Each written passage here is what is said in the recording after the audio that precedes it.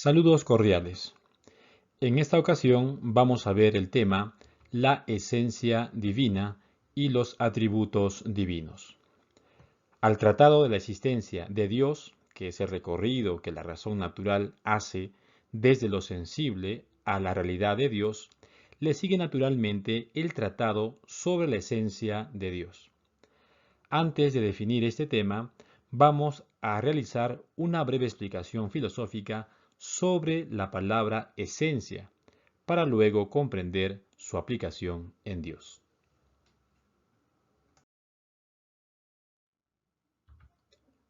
La esencia. Partamos de la realidad. Es evidente que todos los seres existen, ¿verdad? Pero no todos tienen la misma forma de existencia. Por ejemplo, un hombre es un ser, un árbol es un ser, un perro es un ser, un diamante es un ser, etc. Nos preguntamos, ¿qué es lo que todos ellos tienen en común? Lo común es la existencia. Todos ellos existen. Ojo aquí, pero no todos ellos tienen la misma forma de existencia. Lo que da forma de existencia es la esencia. El hombre tiene una esencia que lo hace ser hombre. El árbol tiene una esencia que lo hace ser árbol. El perro tiene una esencia que lo hace ser perro. Y el diamante tiene una esencia que lo hace ser diamante. Todos ellos, el hombre, el árbol, el perro y el diamante, tienen diversas formas de existencia en virtud de sus respectivas esencias. La esencia es la que da una determinada existencia a un ser. Dicho todo esto, ya podemos definir qué es la esencia. Esencia es aquello que hace que una cosa sea esa cosa y no otra. Por ejemplo, ¿qué es aquello que hace que el hombre sea hombre? La respuesta de aquello que hace que el hombre sea hombre y no otra cosa es su animalidad racional. El ser un animal dotado de razón lo hace ser hombre, esa es su esencia, y ella, la esencia, lo define como hombre. Por ejemplo, hay otros seres racionales que no son hombres, y no lo son porque carecen de la animalidad que sí tiene el hombre. Nos referimos en este caso a los ángeles, por ejemplo. Si queremos definir qué es un ángel, diremos que es un ser espiritual dotado de razón, pero se diferencia del hombre en que no tiene cuerpo animal. El ángel es un ser espiritual no corporal. Ya podemos entender lo que es una esencia, aquello que hace que una cosa sea eso y no otra cosa. La esencia de la cosa la encontramos en la cosa misma. El hombre lo que hace es descubrirla. El hombre no puede dar esencia a cosa alguna. En este caso es Dios quien al crear dio esencia a las cosas, las hizo ser lo que son. Y el hombre le dio la inteligencia, al hombre en todo caso le dio la inteligencia para descubrir la esencia de las cosas, para que así supiera la verdad sobre ellas. Comprendida la noción de esencia, podemos acercarnos a lo que sería la esencia divina, la esencia de Dios. Partamos de una pregunta. ¿Quién es Dios? Al afirmar la existencia de Dios, el cual es distinto del ser del hombre y de las cosas existentes, entonces Dios es necesariamente la plenitud del ser. Dios es el ser por esencia. Su esencia, es decir, su ser como tal, no puede ser igual al ser del hombre o del mundo, ya que si lo fuera, Dios sería o una imaginación del hombre, tal como lo afirma el ateísmo, o el mundo mismo, del cual el hombre sería una parte sin distinción real, tal como lo sostiene el panteísmo. Para entender lo que es la esencia divina, es necesario precisar que en los seres que no somos Dios, podemos distinguir entre el ser, que es el acto de ser, y la esencia, es decir, lo que somos. En Dios tal distinción no existe, porque su esencia es el ser mismo. Si Dios es el ser en sí mismo, todos los demás seres dependen de Él, mientras que Él no depende de nada. Su esencia es el mismo ser. Por eso se dice de Dios que es el ipsum es subsistens, es decir, el ser que subsiste por sí mismo. Esta denominación, este concepto, reúne las condiciones para expresar la esencia de Dios. Primero, este concepto no designa un mero modo de ser, sino la perfección que analógicamente corresponde ante todo a Dios y que es el núcleo de su esencia. Segundo, el ser subsistente es lo que diferencia específicamente a Dios de los demás seres, que tienen ser pero no son el ser. Y el ser subsistente y absoluto de Dios tiene toda su realidad objetiva independientemente del entendimiento humano. Y tercero, el ser subsistente es asimismo la raíz de la que derivan todas las demás perfecciones y atributos divinos, pues como afirma Santo Tomás de Aquino, no puede faltar ninguna perfección en el ser de Dios, que es el ser subsistente en sí mismo. Llegados a este punto, es muy importante una consideración sobre los límites del conocimiento humano y el objeto de ese conocimiento que es Dios. El conocimiento de Dios como ser por esencia es un conocimiento real, cierto y preciso, pero nunca exhaustivo o completo. Es decir, sabemos que Dios es Dios, pero no sabemos ni podemos saber todo de Él. Dios es un misterio, pero no en cuanto que no se sabe nada de Él, sino porque no podemos saber todo sobre Él. Es un horizonte inagotable de conocimiento, es infinitamente inteligible porque es infinitamente inteligente. Por esta razón es que Dios es para todos nosotros el incognoscible, de tal forma que si pudiéramos definir de modo completo a Dios, eso que definiríamos no sería Dios sino un producto de nuestro limitado entendimiento. Siendo esto así, no podemos sin embargo negar la posibilidad de conocerlo, y conocerlo como Dios. Si nos limitáramos a decir que Dios es lo totalmente otro, sin contacto con el ser que depende de Él, no podríamos afirmar nada de Él, ni siquiera su existencia. Esta es la doctrina denominada deísmo, según la cual no existiría relación entre Dios y sus criaturas. El deísmo desemboca en la práctica en ateísmo, es decir, en la negación de Dios como ser existente y cognoscible.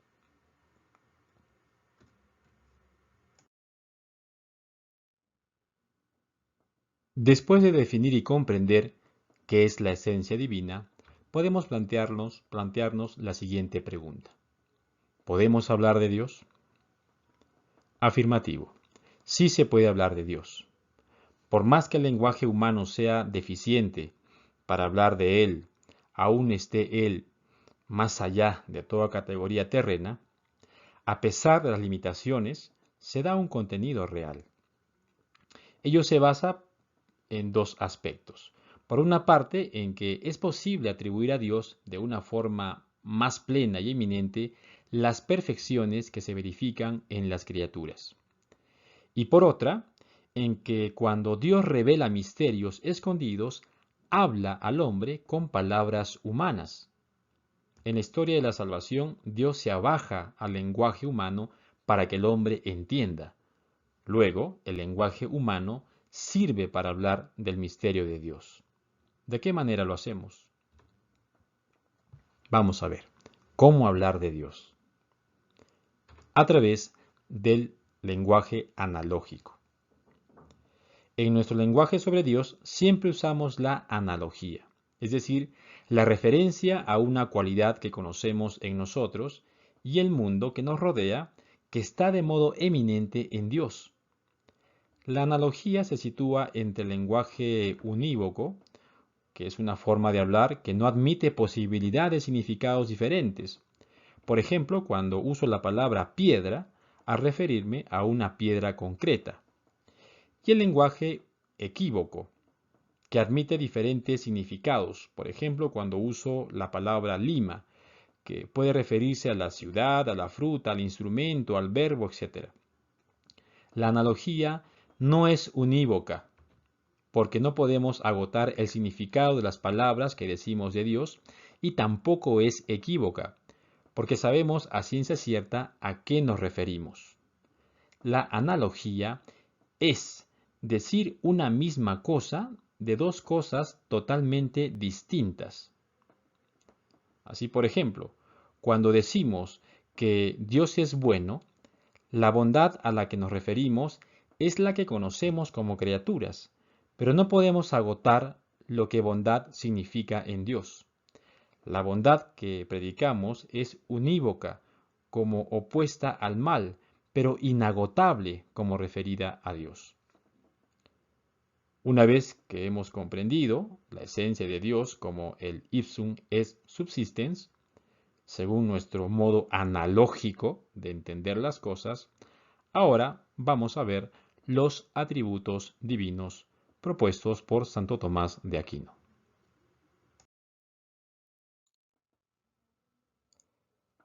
Los atributos divinos. Según Santo Tomás de Aquino, los atributos divinos se dividen en atributos entitativos y atributos operativos. Los primeros se refieren al ser mismo de Dios y los segundos a su obrar. Vamos a comenzar con los atributos entitativos, que describen de forma analógica y por eminencia a Dios en sí mismo. La simplicidad. Dios es absolutamente simple. Simple es lo que carece de composición o de partes. La simplicidad, en el caso de Dios, significa que Dios es un ser que carece en absoluto de toda composición o partes. Hablemos de las otras dos que están muy relacionadas. Unicidad y unidad. Dios no solamente es uno, sino también único. Dios es uno en grado sumo, es decir, no está dividido. También es único, en cuanto excluye la existencia de otro ser igual a él.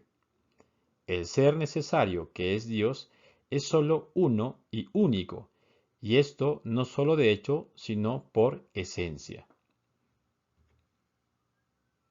Perfección. Según Santo Tomás de Aquino, perfecto es lo que no carece de nada, que deba poseer según su naturaleza. Dios posee absolutamente perfección porque es de naturaleza infinita.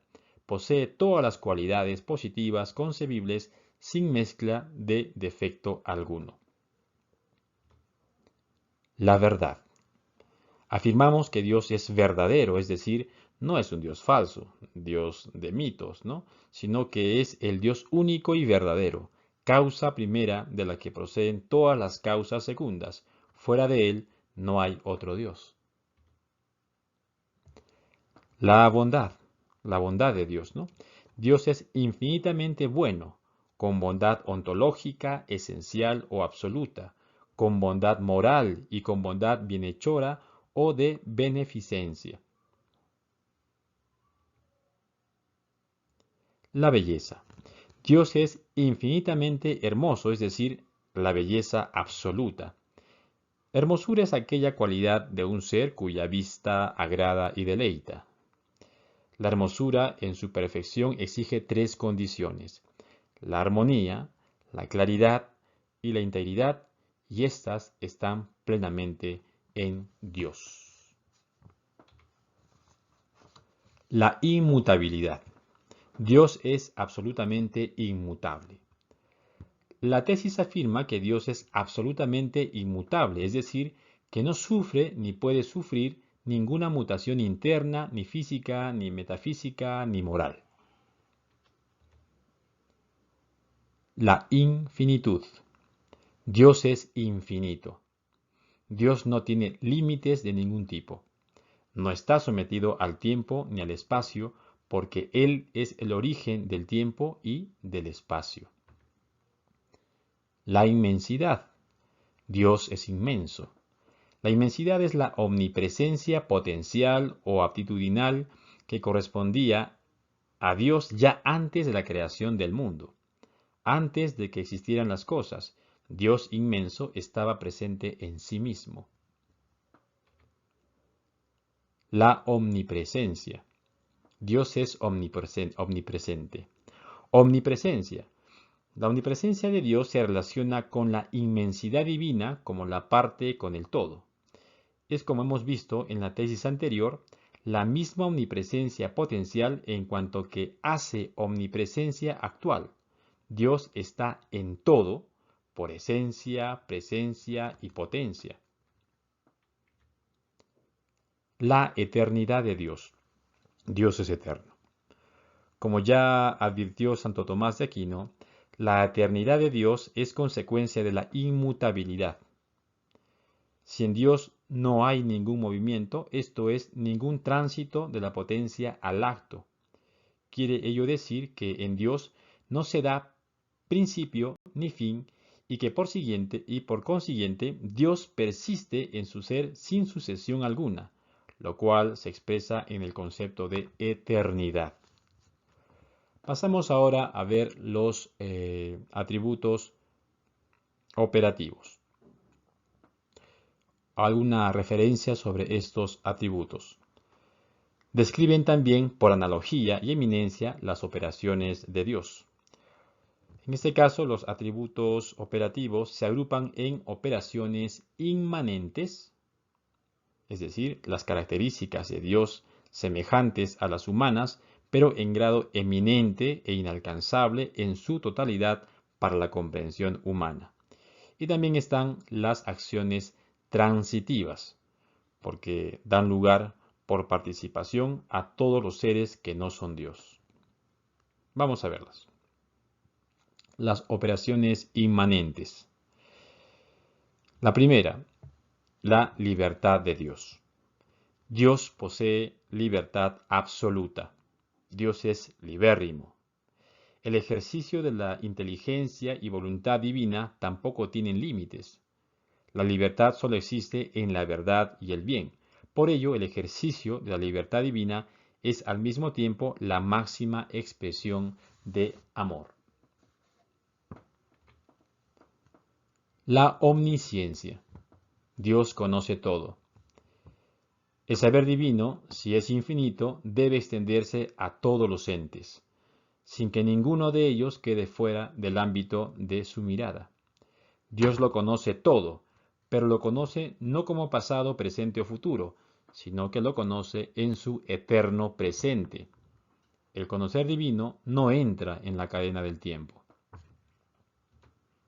Vamos ahora con la omnipotencia. Dios es omnipotente. La omnipotencia divina es el atributo por el que Dios puede crear todo ente que no implique contradicción.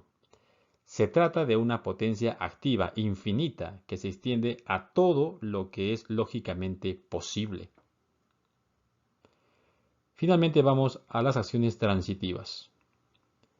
La creación es la acción de Dios que participa el ser al hombre y al mundo. La conservación es la acción de Dios por la que el hombre y el mundo conservan el ser participado por Dios. Y el gobierno, ¿no? El gobierno del mundo es la acción por la cual Dios interviene en la naturaleza de todo lo creado, proveyendo de todo lo necesario para que el hombre y el mundo alcancen su finalidad última. Esto es todo lo que respecta al tema la esencia divina y los atributos divinos.